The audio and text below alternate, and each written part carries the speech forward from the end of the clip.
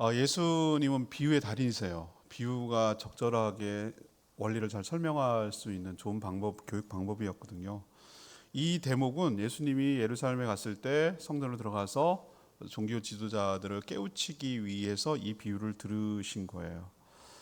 여기서 제사장, 서기 장로들, 그러니까 유대 종교 지도자들이죠. 이 사람들은 자신들이 생각하는 정체성은 하나님의 종이에요. 하나님을 섬기고 백성들을 잘 섬기는 그런 종이라고 자기들은 인식할 거예요. 근데 주객이 전도됐어요. 자기가 마치 주인 행세를 하는 거예요. 성전 정화 사건을 보면 알 수 있듯이 검은 커넥션, 매매하는 사람들, 환전하는 사람들의 수수료 일부를 자기들이 먹고 성전에서 장사를 하도록, 그렇게 하도록 허락해 준 거예요. 강도의 소굴을 만들었다. 예수님이 그렇게 책망하셨거든요. 그게 가능했던 이유는 뭐냐면 하나님이 주인이라고 생각하지 않아요. 자기들이 주인이라고 생각하기 때문에 성전을 잘 활용해서 자에게 수익을 극대화시키려고 하는 것이죠.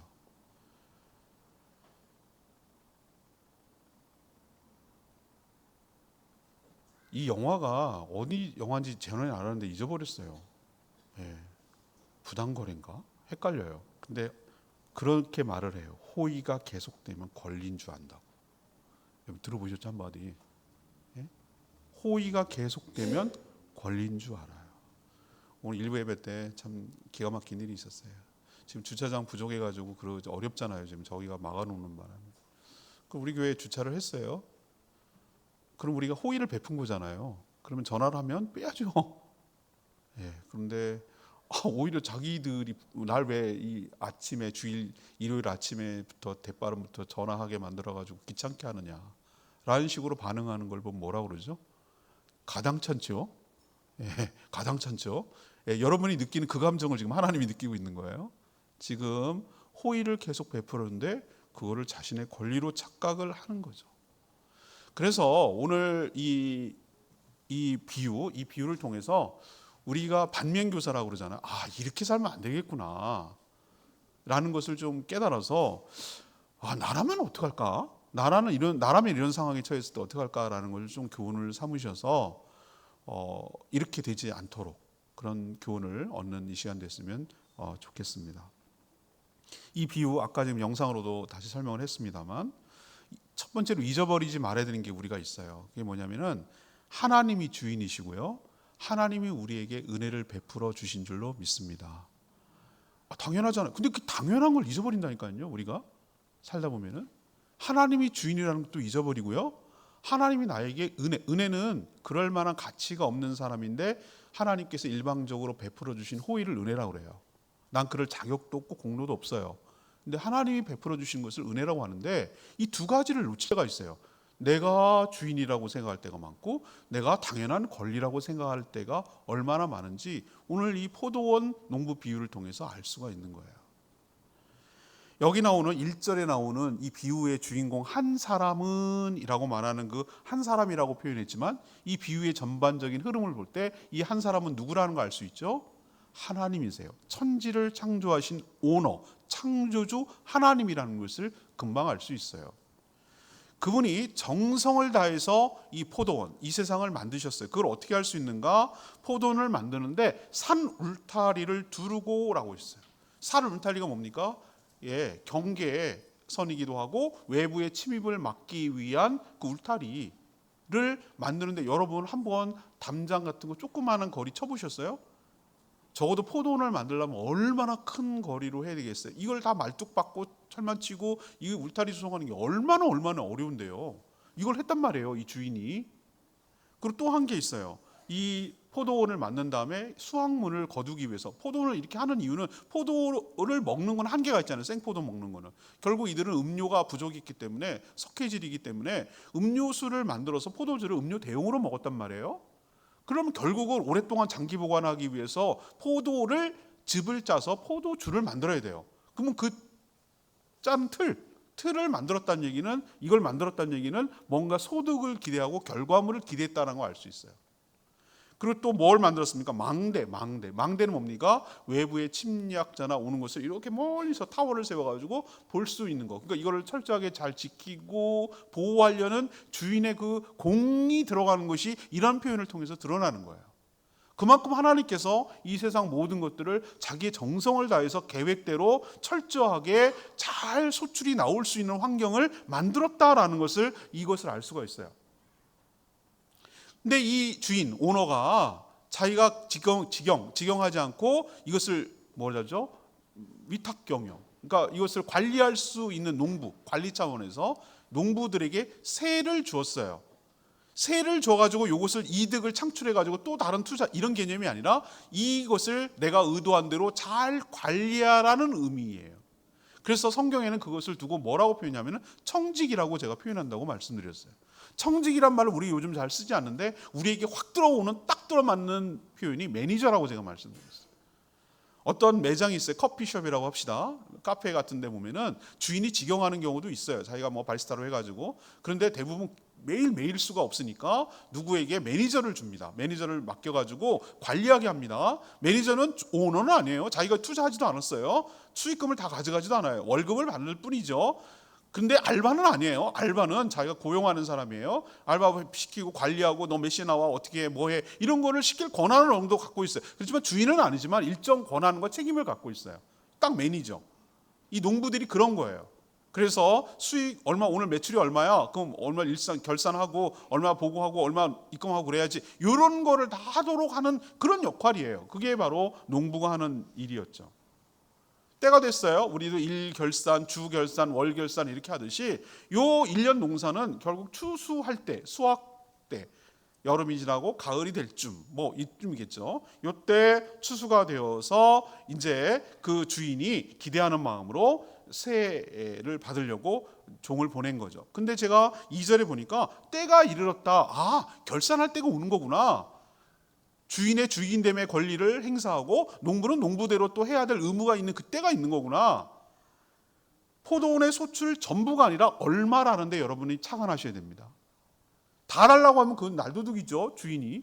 근데 얼마라고 그랬어요. 그러니까 일부예요, 일부를 달라. 일부를 받으려고 종을 보냈다는 거예요. 여러분 이게 자연스럽지 않습니까? 당연하지 않습니까? 이건 주인의 주인됨의 권리입니다. 그렇죠. 주인은 세를 받고 농부는 또 세를 드림으로써 주인으로서의 위치, 자기가 세를 경작하는 청직으로서의 위치가 확인되는 거예요. 여러분 은혜는 무엇으로 유지되는 줄 아십니까? 순종으로 계속 유지되는 줄로 믿습니다. 이 농부는 왜 은혜죠? 자기가 만든 거 아니잖아요. 일할 수 있는 기회를 줬잖아요. 일을 통해서 자기의 소출의 일부만 내고 나머지는 자기가 생활할 수 있는데 쓸 수 있는 거잖아요. 이 자체가 은혜잖아요. 그게 은혜라고요. 그런데 당장 눈에 보이지 않으니까, 주인이 당장 보이지 않고 종을 보내니까 처음에는 감지덕지하고 저한테 이런 기회 주시고 저에게 소작을 주시고 그래서 너무 감사합니다 라고 처음에는 농부들이 시작을 했겠죠. 근데 거름 주고 전지하고 막 가꾸고 땡볕에 일하고 잡초 뽑고 뭐 이렇게 관리를 했겠죠. 근데 그렇다 보니까 슬금슬금 여기 밑에서 올라오는 의식이 뭐냐면 공로의식이에요. 내가 손댔잖아. 내가 일했잖아. 내가 뼈 빠지게 일했잖아. 내가 땡볕에 고생했잖아.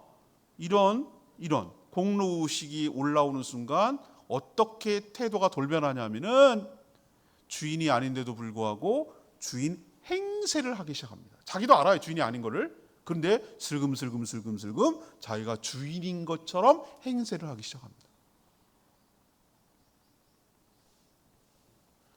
초신자들 제가 성경 공부 시켜보면 에덴 동산에서 왜 선악과를 따먹을 줄 알면서 하나님 뒀냐는 거예요. 하나님 나쁘다는 거예요. 하나님 다 안신다며요. 근데 왜 그걸 따먹을 줄 알고 만들어갖고 사람 걸고 넘어지게 함정 파나요? 막 이렇게 물어요. 예, 선악과를 그럼 왜 만들었을까요? 여러분들 생각할 때. 사단은요, 다 나머지는 할 수 있어. 딱 한 가지만 하지 마. 거기에 주목하게 만들어요. 왜 하나님께서 선악과 아니어도 돼요? 딴 거를 걸어놨어도 되는 거예요. 중요한 것은 뭘 잊지 말라고 하는 거냐면은 너는 나의 피조물이야. 주인은 나야. 누가 주인인 걸 잊어버리지 마라. 그리고 나머지는 네 마음대로 해도 돼. 네가 관리를 스스로 내 뜻에 맞춰가지고 하면 돼. 내가 거기에 대해서는 터치하지 않을게. 이름을 짓는다는 것은 관리한다는 거거든요. 사물의 이름을 짓고 동물의 이름을 짓는다는 것은 그 에덴 동산을 관리한다는 거예요. 청직이에요. 근데 너가 오너가 아니야. 너가 청직이라는 걸 잊어버리지 말고 네 마음껏 자율껏 해. 근데 주인이 누군지를 잊어버리지 마. 요거 하나 건들지 마. 요건 내가 주인의 명령이야. 요거 하나만 잘 지켜. 그리고 나머지는 마음대로 해도 돼. 라는 것인데 그것마저 없애버리고 싶은 것이 사단의 전략이고 거기 넘어간 거예요. 우리나라 법도 어느 나대지가 있어요. 그냥 빈 공터가 있어요. 근데 그 빈 공터에 자, 텃밭을 막 가꿉니다. 처음에는 재미삼아 가꿨겠죠. 그 텃밭을 가꾸는데 한 해, 두 해, 세 해, 네 해, 그래갖고 10년이 지났어요. 근데 그렇게 텃밭을 해도 주인이 건들지 않아요. 거기다 이제 간이 부어가지고 이 텃밭을 가꾸는 사람이 거기다가 움막도 짓고 뭐도 하고 막 이렇게 했습니다. 근데도 주인이 관심이 없었어요. 그러다가 시간이 지나서 20년이 지났어요. 그 주인 나중에 보니까 들어보니까 움막도 짓고 텃밭도 야 빨리 나가. 우리나라 법은 그럴 수가 없습니다. 그동안에 점유하고 있고 차지하고 있고 행사했던 것을 갖다가 함부로 내보낼 수가 없습니다. 왜 그런가요? 주인됨의 권리를 행사하지 않았기 때문에 그런 거예요. 그 사람은 주인은 그럼 어떻게 써야 되냐면은 정기적으로 계약을 맺고 내가 당신 빌려주는 거 그거 하는 거 하지 말라는 얘기 아니야. 했는데 1년에 얼마씩만 상징적으로 내. 1년에 얼마씩만 상징적으로 그 사용하는 값을 얼마 내. 그리고 얼마든지 써라고 하면은 문제가 안 돼요.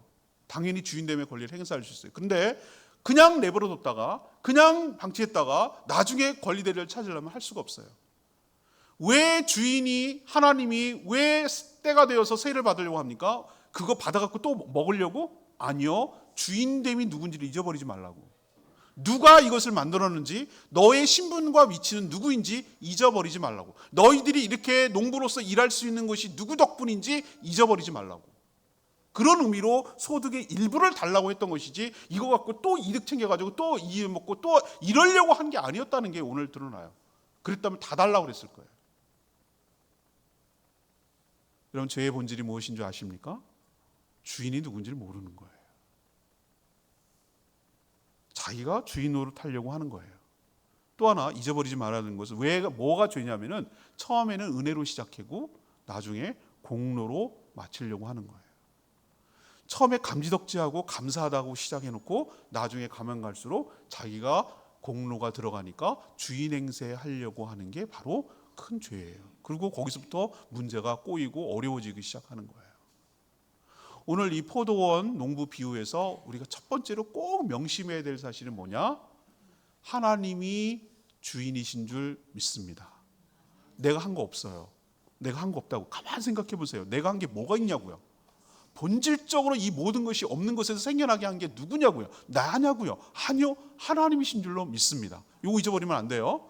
두 번째 잊어버리지 말 것은 뭐냐면 하나님의 은혜로 나에게 기회를 주신 줄로 믿습니다. 은혜라고요. 은혜 잊어버리면 안 되는 거예요. 나한테 해준 게 뭐가 있어요? 이렇게 인생이 고달프고 힘들대. 여러분 좀 표현이 뭐합니다만 수많은 아이들이 세상에 빛도 보지 못하고 낙태해서 죽습니다. 엄마의 뱃속에서 죽어요. 그런 애들이 수없이 많아요. 그게 음지에 있기 때문에 드러나지 않아서 그렇지 수많은 아이들이 그래요. 여러분 이 땅에 태어나가지고 지금까지 성장해서 사랑굿이라고 산다는 것 자체가 하나님이 여러분에게 기회를 주신 줄로 믿습니다. 인생이라는 기회를 주신 줄 믿습니다. 그리고 지금까지 산 여러 가지 지식들, 건강함, 젊음들, 그다음에 기술들, 직장들 이런 모든 자체, 가정들 여러 가지 자체 기회를 준 것, 일할 수 있는 기회를 준 것, 살아갈 수 있는 기회를 준 그 자체가 은혜인 줄로 믿습니다. 그걸 은혜를 공로로 권리로 여기는 순간 내 인생은 몰락하는 거예요. 거기서부터 잘못되는 거예요. 잊지 마세요. 은혜는 순종할 때 계속 은혜가 이어지는 것입니다. 은혜는 순종하지 않는 순간 그때부터 은혜가 아니라 공로가 되는 것입니다. 그러니 하나님께 온전히 순종하고 주인됨의 권리를 인정해드리고 나의 위치는 청지기임을 잊어버리지 말고 주신 것에 감사하고 주신 것에 은혜에 감사하며 살아가는 저희 모두가 되기를 원합니다. 두 번째 우리가 알아야 될 게 뭐냐면 하나님은 많이 참으셨고 우리에게 기회를 많이 베푸셨다라는 걸 잊어버리면 안 돼요. 주인이 수출을 받으러 보낸 종이 있잖아요. 그 종은 어떻게 보면 주인의 대리자예요. 주인을 대리해서 보낸 거예요. 주인은 아니지만, 물론 주인은 아니에요. 주인을 대리해서 보낸 거거든요. 근데 이 농부들의 태도 보세요. 처음에는 주인 행세를 하더니만 이제는 주인이야, 자기가 주인 노릇을 하고 있어요. 이렇게 사람이 이렇게 되는 거예요. 그래서 잡아 심히 때리고 아무 소출도 주지 않고 빈손으로 거저 보냈어요. 이건 이퀄 뭘 의미합니까? 주인에게 그렇게 했다는 거예요. 동일시 되는 거예요. 동일시. 우리도 나라와 나라가 전쟁을 할 때 사신을 갖다 죽인다. 이건 전쟁 선전포고예요. 선전포고. 우리가 어떤 나라에 좀 잘 지내려고 화친하려고 어떤 사신을 보냈어. 대사를 보냈는데 그 사람을 감금하고 간첩 혐의로 심어가지고 그 사람을 했다. 이건 뭐 하자는 거예요? 싸우자는 얘기예요. 다윗이 모압이죠. 암몬이죠. 암몬에게 그 조문 사절단을 보냈어요. 보냈는데 그 암몬 왕이 뭐라고 했습니까? 친아들 말을 듣고 첩자다. 조문한 게 아니다. 첩자다. 우리를 정탐하러 왔다. 그래가지고 수염을 깎고 볼기짝이 드러나도록 엉덩이가 다 드러나도록 해서 보냈단 말이에요. 다윗이 그것을 보고 뭐랍니까? 이거 싸우자는 거다 이거예요. 그 후과는 엄청 이거. 그 나라 망했어요. 다윗이 침략해가지고. 이거 싸우자는 얘기예요. 자, 물론 다윗이 간 건 아니지만 다윗이 보낸 사신은 곧 누구라고 쳐야 됩니까? 다윗이라고 쳐야 돼요. 그리고 그 나라에서는 정성을 다해서 다윗 대하듯이 해야 화친이 되고 잘 유지가 되는 거예요. 하나님이 종을 보냈어요. 근데 종이지만 하나님처럼 대하는 게 맞는데 이 농부들이 하는 행태 좀 보세요. 처음에는 능멸해서 그냥 쫓아서 보내지만 또 종을 보내니까 이번에는 때리고 죽이기까지 합니다. 종을 여러 번 보냈습니다. 이렇게 여러 차례. 하나님 참 마음도 좋으셔요. 그거 마음 좋으신 걸 깨달으시라고 오늘 비유를 하신 것 같아요. 이 종이 누구겠어요? 이스라엘 역사로 보면은 하나님이 보낸 선지자들인 줄로 압니다. 하나님께서 이 백성들을 되돌이키려고 다시 한번 되돌이킬 수 있는 기회, 제자리에 되돌이킬 수 있는 기회, 바로 잡을 수 있는 기회를 여러 차례 주시기 위해서 당신의 종들을 그들에게 보냈어요. 근데 그들은 한결같이 똑같은 반응을 보였는데 그 하나님의 보낸 종이 하나님이 메시지를 전하는 종이라고 생각하지 않고 거절하고 거역하고 때리고 죽이고 감금하고 못된 짓 다 했어요. 곧 이것은 무엇을 의미하는가? 종에게 그렇게 했다는 것은 그 종을 보낸 하나님을 능멸하는 행위입니다. 이스라엘은 역사를 보면 배은망덕한 패역의 역사라는 것을 알 수 있어요. 이것을 우리에게 통해서 뭐를 우리에게 가르쳐 줍니까? 하나님은 우리에게도 똑같이 많이 참는다. 여러분 이렇게 종을 때리고 번번이 거저 보내면은 여러분은 어떻게 하겠어요? 한 두 번 정도는 참다가 그 다음은 안 참죠. 근데 하나님께서 이스라엘 역사를 보면 이 비유에도 마찬가지지만 여러 그렇게 자기를 능욕하고 능멸하고 때리고 거저 보내고 죽이기까지 하는 이들에게 끊임없이 보냈다는 얘기는 하나님께서 무던히도 참았다. 그리고 무던히도 기회를 주고 있다라는 것을 우리에게 가르쳐주고 있는 줄로 압니다. 우리에게 하나님이 천발을 받으려 우리 막 이렇게 하죠. 벼락마저 뭐 할로 이러면서 이렇게 저주를 하고 욕을 하는데 맞아요. 우리가 뭔 잘못을 하고 우리가 어떤 일을 크게 죄를 지었으면 그때마다 즉각적으로 어떤 반응이 나타나고 뭐라도 뭔가 큰 고통이 따르고 막 그랬으면 우리는 더 조심하고 더 안 했을 거예요. 근데 괜찮거든요. 여러분 죄 많이 져봤죠? 죄는데도 아무런 일도 없잖아요. 그죠? 그러니까 점점 이렇게 하더니 나중에는 급기야 뭐라고 나갑니까? 에이 하나님 나 모르네. 에이 나까지 신경을 못 쓰시는구나. 딴 데 바쁘셔갖고 이래도 되나 보다. 더 나가선 하나님 없네. 없어. 하나님 있다고 내가 속았네 그동안. 없구만. 괜히 내가 있는 척하고 그러고 살았구만. 이렇게 해석을 하는 거예요. 하나님의 호의와 하나님의 인내와 하나님의 그 인내를 참아주시고 기회를 주시는 걸 갖다 그렇게 해석을 하는 거예요. 그래갖고 이런 식으로 번번이 하나님의 기회를 능욕하고 능멸하고 기회, 회개할 수 있는 기회, 바로잡을 수 있는 기회를 이런 식으로 번번이 자기 밖으로 차는 거예요. 여러분, 우리가 예뻐서 그런 게 아니고요, 하나님이 오래오래 참는 것을 잘 하시고 그럼에도 불구하고 기회를 주시기 때문에 오늘 우리가 숨쉬고 살고 있는 줄로 믿습니다. 착각하지 마셔야 돼요. 하나님 봐주는 거 아니고요, 죄는 지으면 없어지진 않아요. 하나님 회개할 때까지 기다릴 뿐이에요. 그리고 바로잡을 수 있는 기회를 다양한 시그널로 여러분에게 주시는데 그것을 번번이 알면서도 무시하고 외면하고 모른 척하고 거절하고 이렇게 지금 살고 있다면 여러분 정말로 착각하고 있다는 거, 오해하고 있다는 거 명심하셔야 돼요. 하나님 모르는 게 아니고 하나님 다 알고 있는데 참는 이유는 기회를 주는 거예요. 뭐 할 기회? 바로잡을 기회, 돌이킬 수 있는 기회. 이거를 호의를 오해하지 마시고 주인 노릇하면 안 된다라는 것을 우리에게 이 말씀을 통해 가르쳐주고 있는 줄 믿습니다. 자, 그럼 세 번째 얘기는 뭐냐? 하나님이 배은망덕한 자를 진멸하신다는 거 우리 명심해야 돼요. 이거 자꾸 놓쳐요, 우리가. 근데 하나님은 마지막 배려이고 마지막 기회를 그 농부들에게 지금 제공하고 있어요. 그게 뭐냐? 자기의 사랑하는 아들을 보내기로 합니다. 자기 아들은 종이랑 다르니까 나를 대하듯이 존대하겠지, 존경하겠지 이렇게 생각하고 마지막 찬스이자 마지막 기회를 그들에게 주는 거거든요. 그게 예수 그리스도시죠. 근데 농부들 보세요. 기가 막힌 말을 하고 행동을 합니다. 7절에 나와 있는데요. 6절에 이제 한 사람이 남았는데 아들이라고 최후로 보내. 이건 최후의 기회라는 걸 알 수 있어요. 존대할 것을 기대했어요. 하나님이시죠. 근데 7절 농부들이 서로 이치어도 서로 자기들끼리 하는 말이에요. 이는 마지막 보내는 이 아들은 누구다? 상속자라는 것을 자기들이 알고 있었어요. 이들이 몰라서 그런 게 아니에요. 아주 고의적이고 악의적으로 지금 하고 있는 것을 보여주는 거예요. 상속자 아니냐. 이 포도원을 차지할 상속자란 얘기는 자기가 상속자가 아니라는 걸 알고 있다는 거잖아요. 주인이 아니라는 걸 자기들도 알고 있다는 거잖아요. 상속자라는 걸 알았어요. 이분의 오너의 아들이라는 걸 알고 이걸 맡을 뿐이라는 걸 알았어요. 근데 하는 짓거리가 뭐죠? 악한 음모를 꾸미는데 얘를 죽이자. 얘 죽여 없애버리자. 이 아들 상속자만 없어지면 이거 포도원 이거 유산 우리가 독차지하는 거 아니야? 우리가 다 이제 마음대로 하고 세도 안 내고 우리 마음대로 할 수 있는 건 아니야? 이딴 생각을 한 거예요. 그리고 실제로 아들을 때려서 죽여가지고 포도원 밖으로 버렸어요.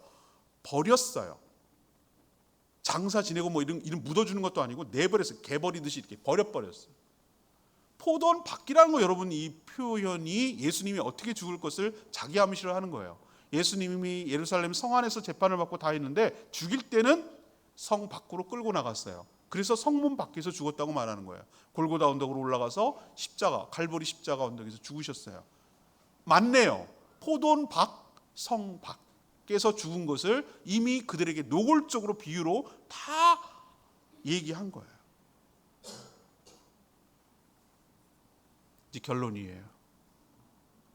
촉구하는 거예요. 마지막 기회를 주는 거예요. 비유를 통해서. 자, 그러면 이렇게 한 것들을 알고 있는 포도원 주인이 어떻게 할 것인가? 주인이 어떻게 할까? 이 마가복음 말고 다른 복음엔 뭐라고 그랬습니까? 물어요. 그들에게, 듣는 사람들에게 어떻게 할까? 죽여 마땅하고 다른 사람에게 자기 입으로 얘기합니다. 자기 입으로. 이런 일이 생기면 안 되겠습니다라고 자기 입으로 얘기해요. 자기들도 알거든요. 근데 여기 마가복음에는 자문자답해요. 어떻게 할까라고 했더니 와서, 포도원 주인이 직접 나타납니다. 와서 그 농부들이라는 게 그라는 게 지시대명사거든요. 그라는 것은 뭐냐면 이렇게 패역하고 기회를 번번이 망치고 거절했던 이 배은망덕한 그 농부들, 그 청지기들, 그들 아들까지 죽여버린 그 농부들을 진멸하고 포도원을 다른 사람에게 주겠다. 기회는 넘어간다라는 뜻이에요. 진멸이 뭔지 아십니까? 하나도 남김없이 싹 없애는 심판의 개념이 진멸이에요. 가나안 정복으로 처음 들어갔을 때 여리고 성을 하나님이 진멸하라고 그랬어요. 진멸은 하나도 남김없는 거예요. 동물 죄가 뭐가 있어요? 가축 무슨 죄가 있어요? 금이 주인이 달렸나요? 가지는 게 임자지.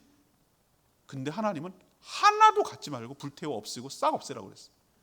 자, 가나안 정복, 이스라엘 사람들에게는 정복 전쟁이지만 하나님 입장에서 가나안 사람을 대할 때는 심판의 개념이에요. 도구로 이스라엘 백성들을 활용해서 그들을 심판하는 거거든요.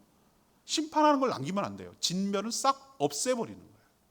하나님께서 이 농부들, 이 패역한 농부들을 진멸하시고 새를 제때 내고 자기 위치를 정확하게 하는 자로 교체할 거라고 하셨어요. 실제로 이게 이루어졌어요. 분명히 하나님께서 포도원을 이스라엘로 이건 국한을 시켜놨는데 이스라엘 비유로 해도 돼요. 이스라엘에게 먼저 기회를 줬는데 이 농부들이 하는 짓거리들이 유대인들이거든요. 그들을 없애고 구원의 기회가 이방인인 우리들에게까지 넘어와서 우리가 기회를 얻게 된 거예요. 이들의 허물과 죄악 때문이에요. 자, 그러면은 죽였으면 끝나나 아들을? 그게 아니죠. 하나님의 역전이 이 안에 있다라는 것을 그들에게 가르쳐 주는 게 시편 118편 22절을 예수님이 인용하시거든요. 그게 10절 11절에 나오는 표현이에요. 성경에, 이 성경은 시편 118편 22절이에요. 건축자들이 버린 돌이 모퉁이의 머릿돌이 되었니 이것은 주님으로 말미암아 된 거라는 거예요. 우리 눈에 놀랍다함을 너네들은 읽어보지 못했냐? 이게 무슨 뜻인지 알겠냐? 자, 그들은 아들 죽이면 끝나는 줄 알았어요. 마치 건축자가 이건 쓸모없는 돌이야 라고 버린 돌을, 하나님은 그 버린 돌을 가지고 코너스톤, 모든 건물의 주춧돌이 되는 머릿돌이 되도록 만드셨다. 기초, 하나님 나라의 기초, 구원의 기초로 만드셨다. 예수님의 죽음이 그것으로 바뀌어지게 된다는 것을 다 이렇게 노골적으로 비유로 다 설명하셨어요. 하나님이 그들 인간의 패역함을 하나님은 역전의 기회로 삼으시는 그 지혜로움을 인간이 따라갈 수 없다는 뜻이에요. 그런데도 불구하고 이들이 하는 것 좀 보세요. 그들이 12절 보세요. 예수의 이 비유가 자기들을 가리켜 말씀하신 줄 알았다 몰랐다? 알았습니다. 그래서 그렇게 말하는 사람 내용을 읽고 깨달아야 되는데 그렇게 말하는 사람이 듣기 싫다고 말하는 예수를 잡아서 죽이려고 했어요. 근데 그 말하는 사람을 두려워하지 않고요. 다른 사람들, 무리를 의식하고 두려워서 잡기를 포기하고 내려놨어요. 이 사람들은 누구를 더 의식하는 사람들입니까? 하나님과 그의 아들을 더 두려워하고 의식하지 않는 사람들이에요. 안 믿어요. 더 사람들을 의식하고 두려워하는 사람이라는 것을 자기 이 비유를 들었음에도 불구하고 자기가 어떤 포지션에 있는지 진멸의 대상이라는 것을 스스로 드러내고 말았어요. 여러분도 기억하셔야 되는 게 있습니다. 하나님이 계속 우리가 잘못했는데도 참기만 하세요. 아무런 나에게 영향이 없어요. 어떤 형벌도 어떤 것도 없다면 여러분이 어떻게 하겠어요? 그런 하나님 무서워하겠어요? 간이 배 밖으로 나오겠죠? 더 악한 짓을 계속 할 거라고 생각해요. 하나님 무능하구나. 더 나가서 하나님 없구나 라고 생각하는 거죠. 그래서 하나님께서 정말로 정성을 들여서 마지막 카드, 반전의 기회를 줄, 회개할 수 있고 돌이킬 수 있고 마지막 기회, 아들을 존대하면 나를 존대하는 거니까 그것마저도 자기들이 차버린다면 우리 역시도 진멸의 대상이 될 수 있다는 거 기억하시기를 바랍니다.